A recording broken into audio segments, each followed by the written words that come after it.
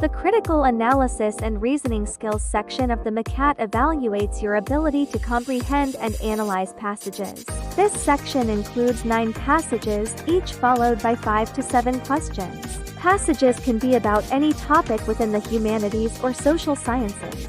Each section has 9 passages totaling around 500 to 600 words each. And there will be 53 questions total that you have to answer in 90 minutes, which means you'll have approximately 10 minutes per passage. In this video, we'll go over what's tested, how it's tested, and how you can prepare. Let's get into it. First, let's briefly look at what's tested. The critical analysis and reasoning skills section tests your ability to reason, not your knowledge.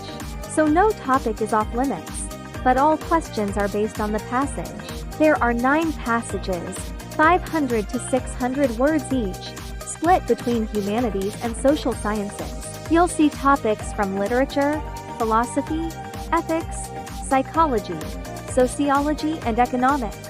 The questions following each passage are also split into 3 different sections. 50% of the questions focus on the foundations of comprehension, 25% focus on reasoning within the text, and 25% focus on reasoning beyond the text. Reasoning within the text focuses on evaluating arguments, identifying weaknesses or strengths, and stated assumptions, or other flaws or elements of reasoning. Reasoning beyond the text challenges you to apply concepts from the passage to new situations or to integrate new information with concepts from the passage. For example, this question asks how an interpretation of the passage would change if new evidence were introduced. A critical analysis and reasoning skill is essential for doctors who must analyze clinical data and explain their reasoning when making decisions. Now, let's look at some sample questions. Here's a question from the reasoning within the text category. The primary purpose of the last 2 paragraphs is to, and here you're looking to see how the author connects ideas or arguments within the text. Maybe it's comparing 2 perspectives or explaining why the author holds a certain view. This question is asking you to analyze the argument. Here's another one from the reasoning beyond the text category. The concept of X plays a significant role in the passage. Which of the following, if true, most weakens the argument that X is always beneficial? And this question is asking you to take the concept from the passage and apply it to a new situation. You might need to make assumptions about the new scenario presented in the question stem. So now you know what's tested and how it's tested.